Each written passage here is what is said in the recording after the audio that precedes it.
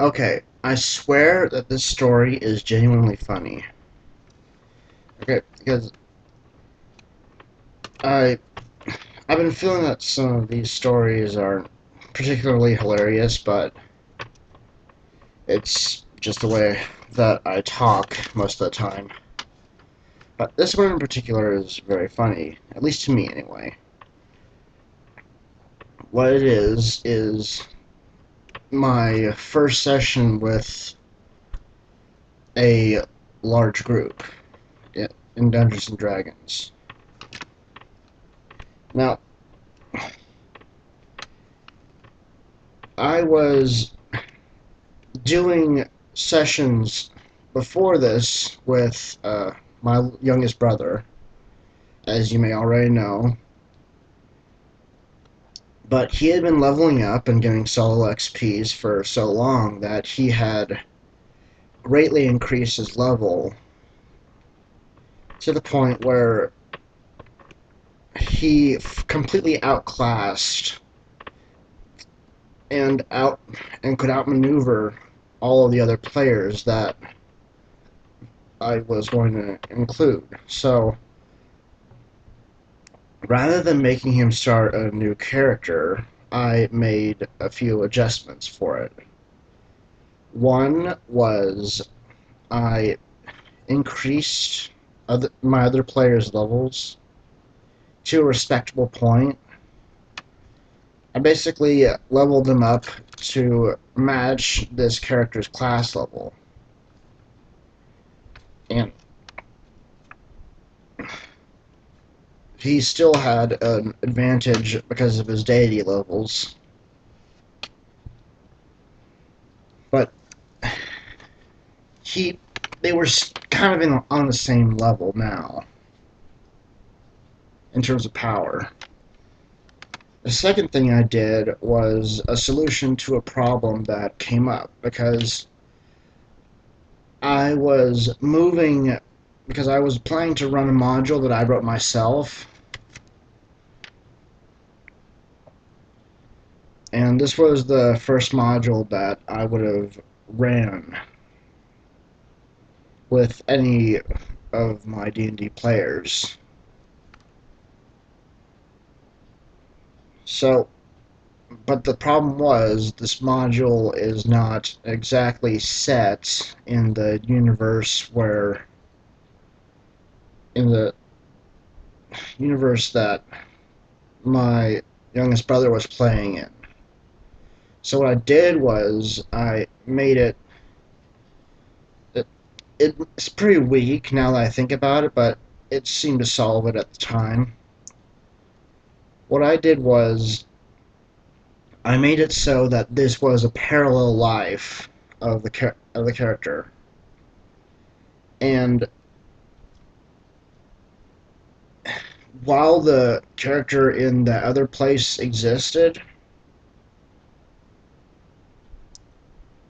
but this one was like I don't really know what you call it. I don't even know if there is a word for it, but he the character sheet would stay constant between these two settings.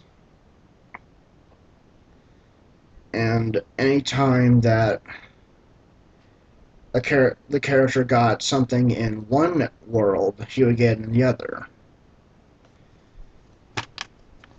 Which this also included diseases and status conditions and curses.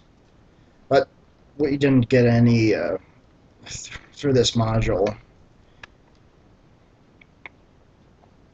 Anyway, onto the module. And I have to explain the players again. It included my youngest brother and my other brother. We had planned to run the encounter with the entire run the module with the entire family, but we decided against that because it would have taken far too long to wait for the entire family to be available.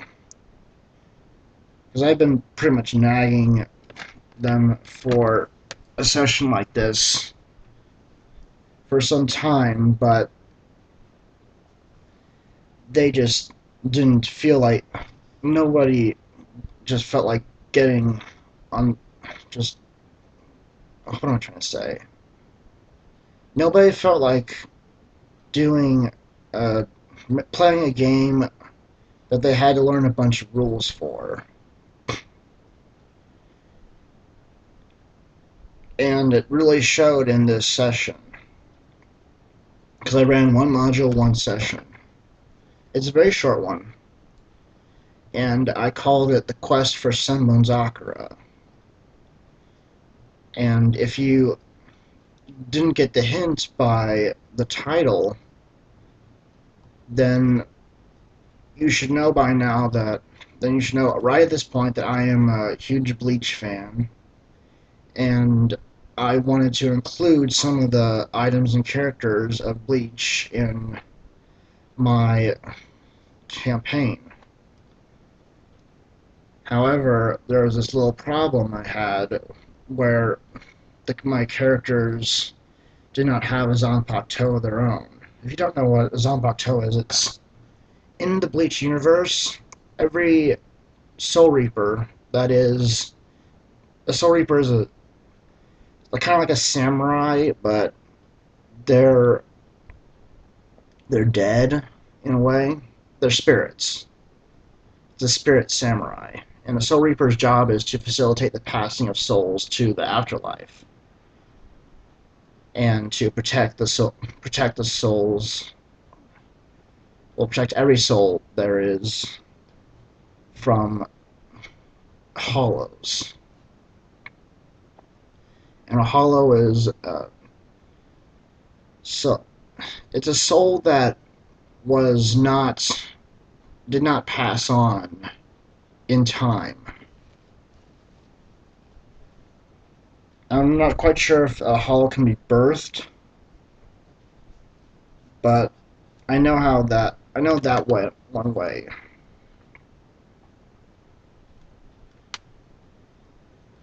And each Zanbato is a sword that a Soul Reaper carries.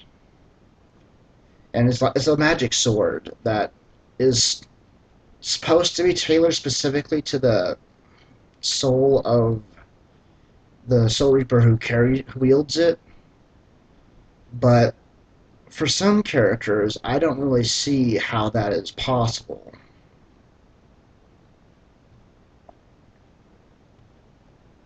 Like, for Byakuya Kuchiki, he has Senpon Sakura.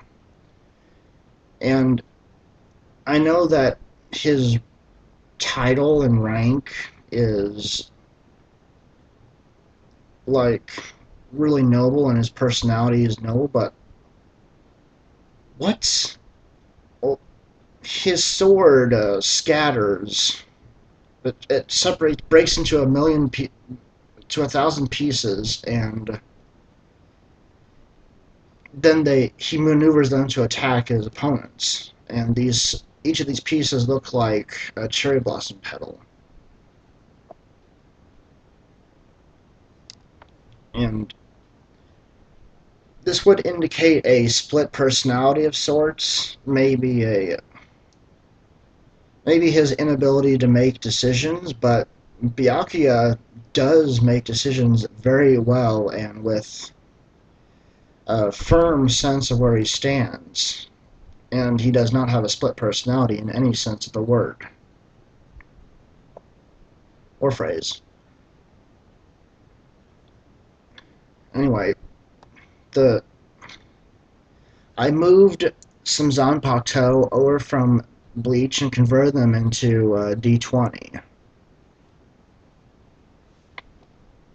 And I wanted these swords to be kind of like a lifeline, so I made them obscenely powerful at first, but then I started rolling back the damage that they did. I did manage to keep the effects very close. I think that Shunsui Kyoraku's Zanpakuto was the hardest one to convert. The second hardest one was Kisuke Urahara,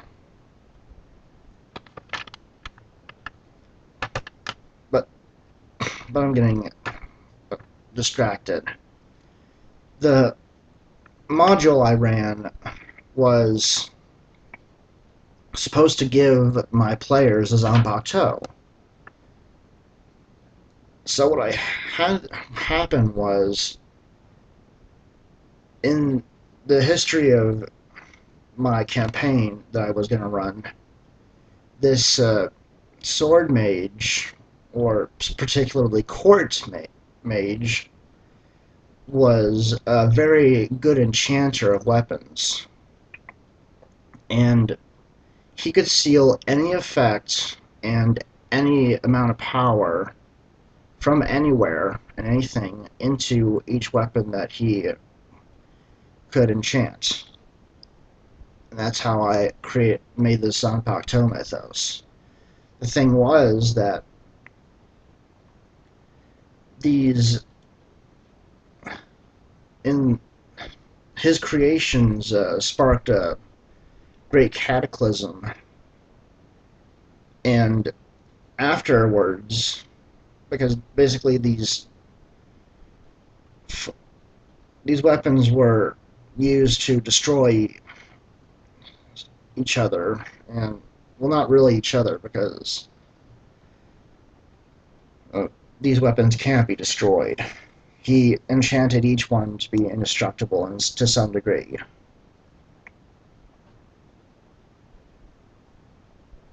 And as punishment for creating these weapons, he was sealed beneath the earth in a cavern that was connected to an unfinished yet well-guarded tomb. And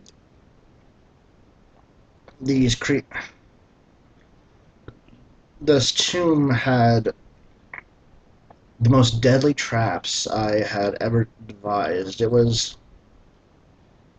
basically and had only mummies in it.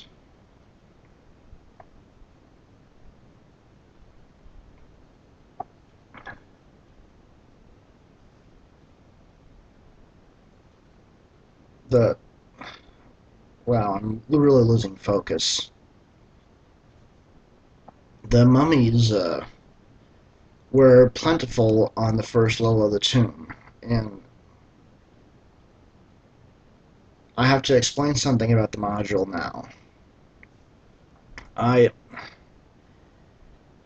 I don't really like it when my players run into encounters, and neither do they, because the the fights take a long time, and my players get bored really easily.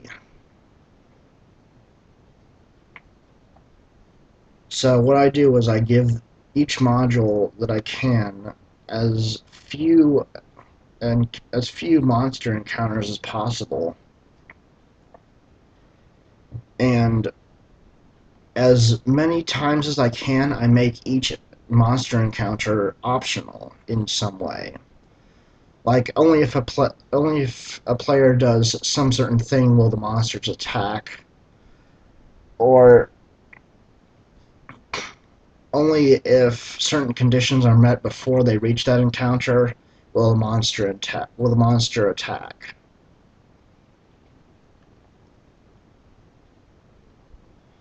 So what I did was I had 3 potential encounters in this module,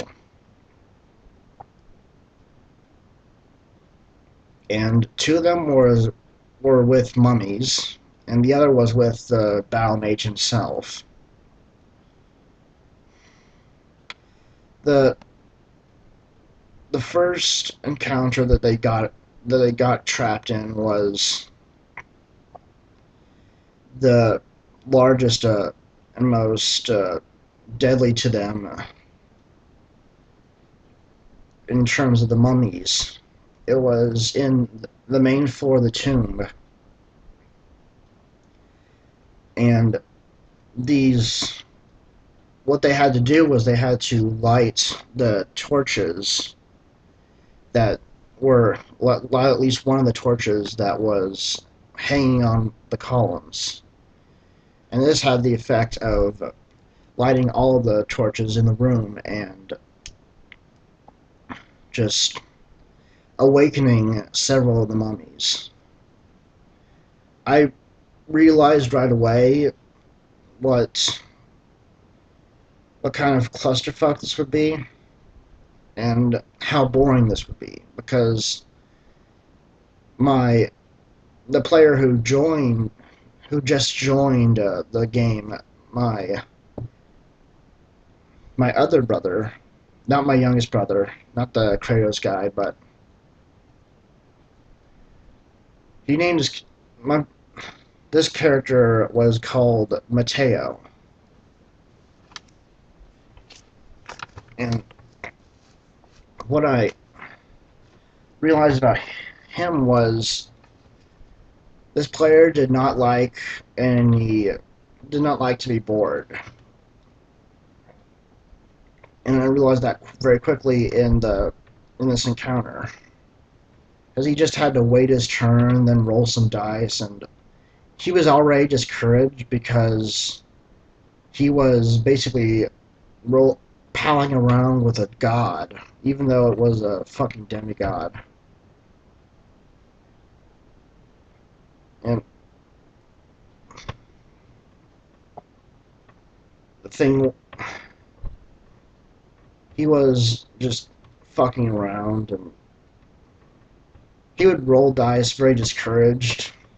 He just probably like, he would, okay, here's what he'd do. He would roll dice like that, not even pick it up in his hand, and just say, "Here, I rolled." That's one of the things he did for this module. And I was trying to get him into it, but this encounter really sunk him. So what I did was I forced the god character to use one of his spells, and I changed it so that it would completely incinerate the mummies, because every one of them was in a very small room in terms of height, and when you cast an area effect of fire in that room, it was taller. It would originally be taller than the ceiling was, so it spread out, and it completely incinerated the mummies.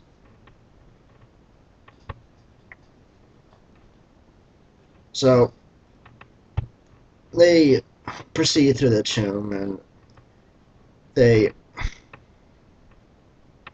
come across, well, they go through the trap that I had set up, because the trap was put uh, I think it was dart holes on the opposite ends of the cavern that they were in, because this tomb event was unfinished, as I told you, and it leads down into a cavern where an underground stream could cut through.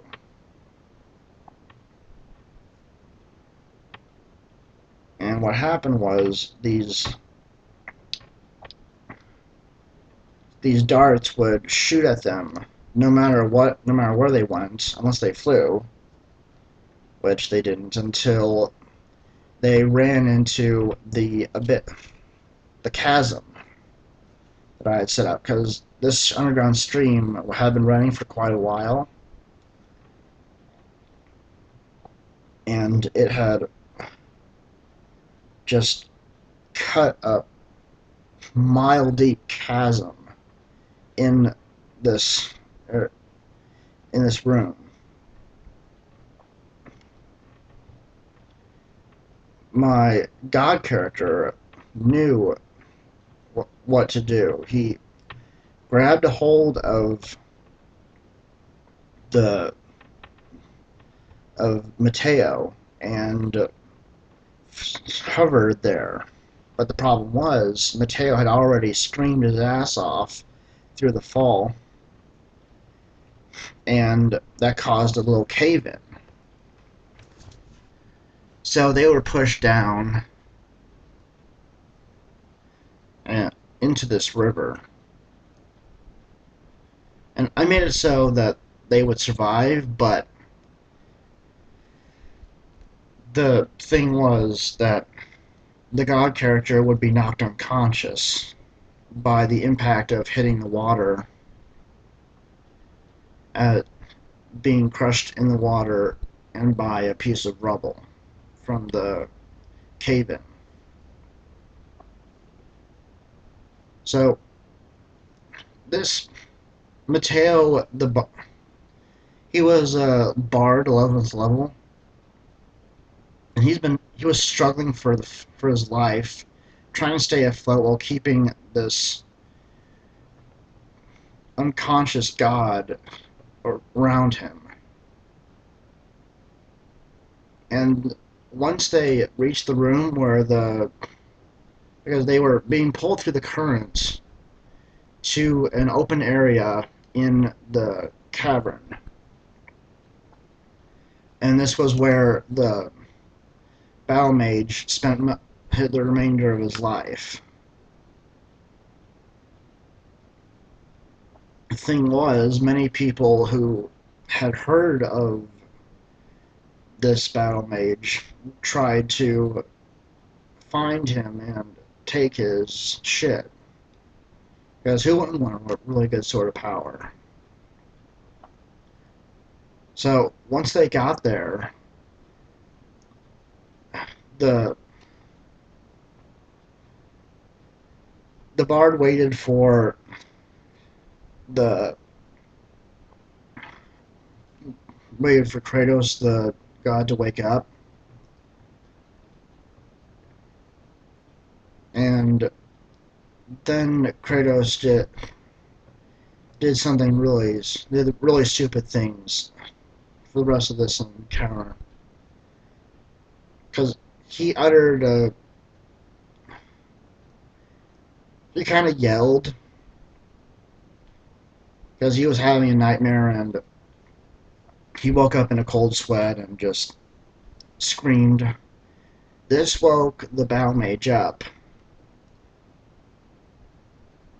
and I've described the scene. There was a sword in a pedestal, and the pedestal was in the center of this massacre scene, because there were corpses everywhere, and these people were trying to steal the mage's shit.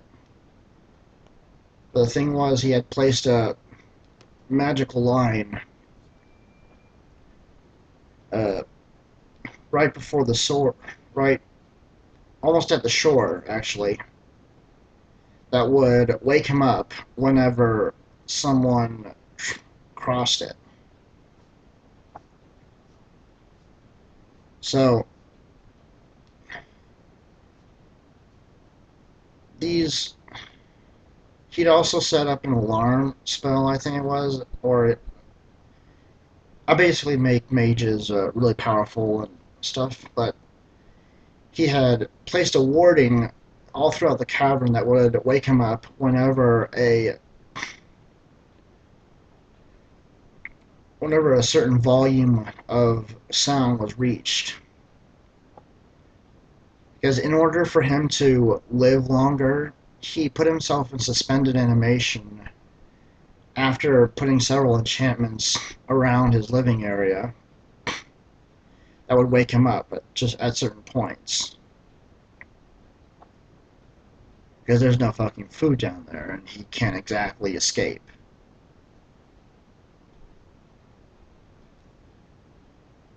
But the thing was,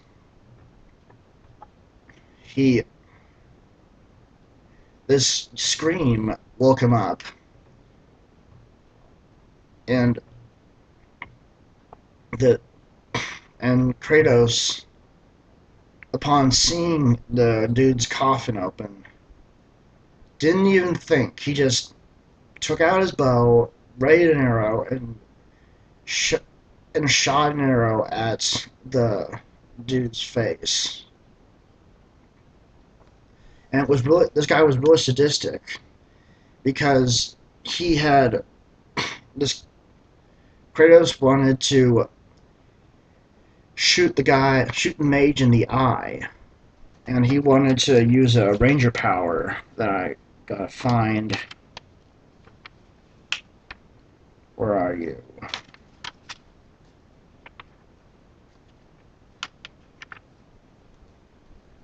Where are you? I'm looking. Oh, there it is. Because he wanted to use a ranger power called excruciating shots on the battle mage's eye, and it's a daily power, and it does 3 weapon damage plus the character's dexterity modifier, and it weakens the target. The thing was, the sword in the pedestal was the battle mage's favorite sword, and so he linked it with himself. And it was also Senbon Sakura. So he had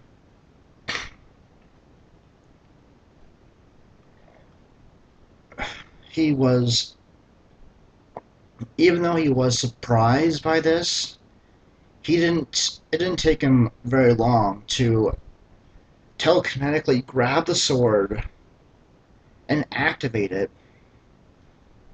so that the sword would scatter right in front of his face.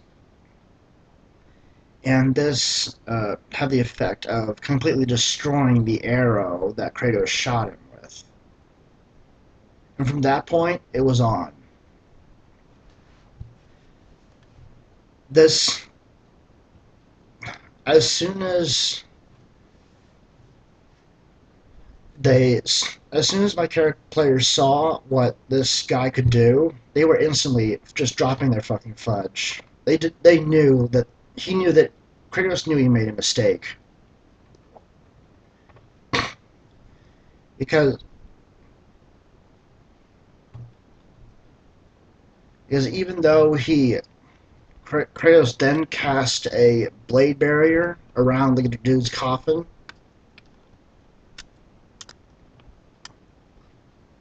he did not know. He quickly found out that this dude did not need to move to kill them. So he returned the sword to normal. This is how Senbon Sakura works. The dude returned the sword to normal, dropped it into the ground, and it summoned a ton of little razor blades, and he sent them flying at the players.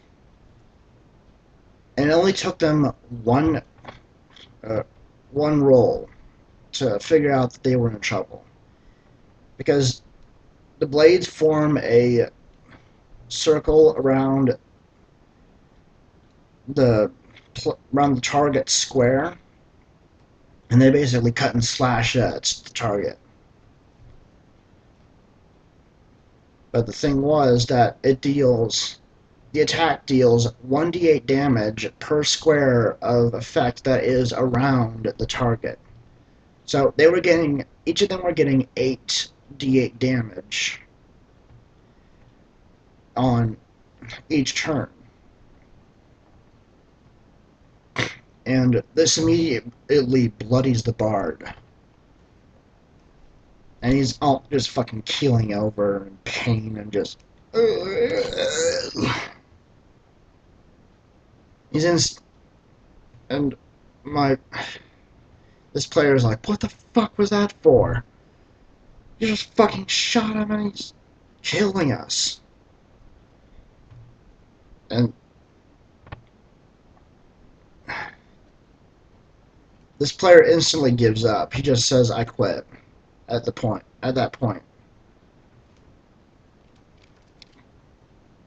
But I told them that this was not originally an encounter.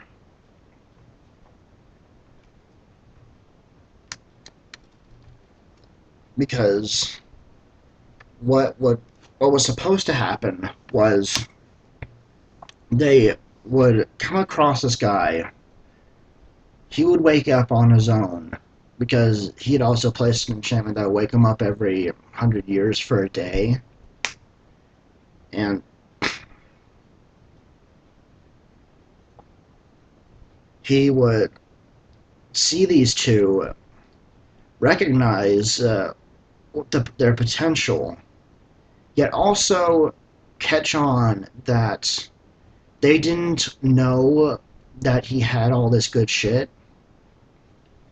So, because of that, he would offer them a chance to have their own Zanpakuto.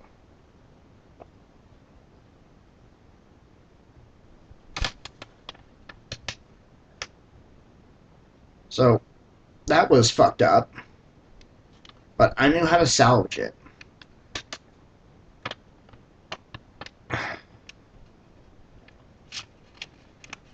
And this is what separates me from Spoonie. I know how to fix things that my players screw up.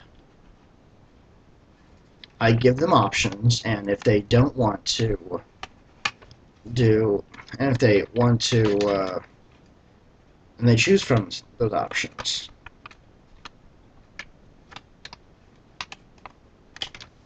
So, I basically said that, look, you can still calm them down if you grovel. It took a little bit of convincing. Basically, it took another round of fucking damage. The bard was taking it full in his ass. He was knocked unconscious because he dropped to 0 hit points. He's fucking dying. And the god was fucking pleading, like, please, please don't hurt us. I'm sorry, just stop it, please. And sure enough, I had the Battle Mage withdraw his attack, and the blade barrier was removed since the encounter was over.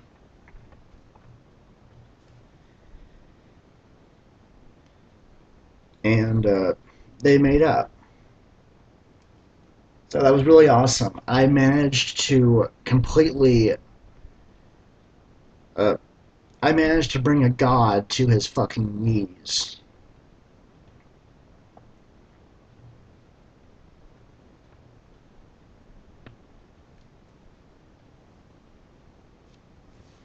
So,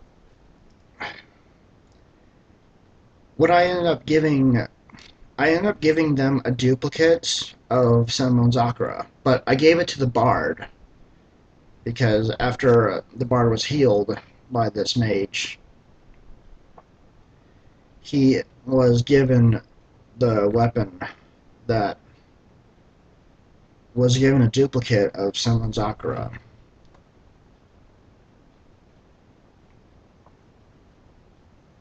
Basically, it was exactly identical.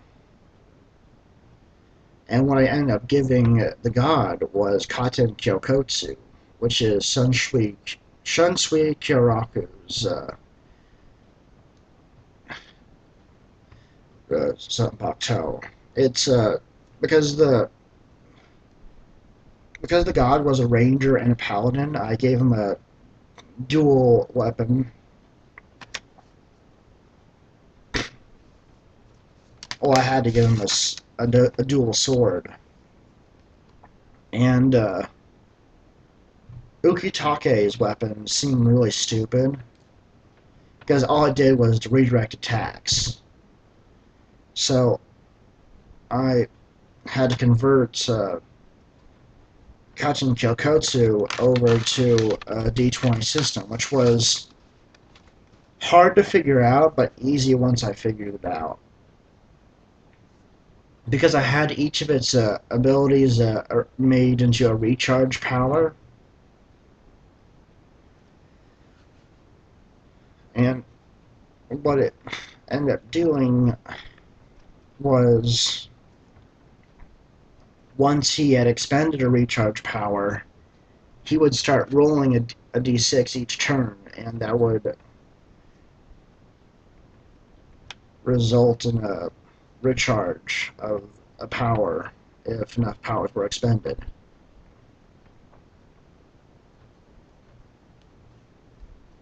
So, yeah. I had him.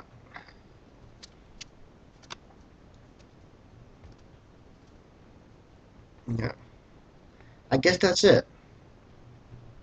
Uh, I hope that was funny enough for you. It certainly was hilarious at the time, because the entire table broke into laughter at this. So, yeah, see ya.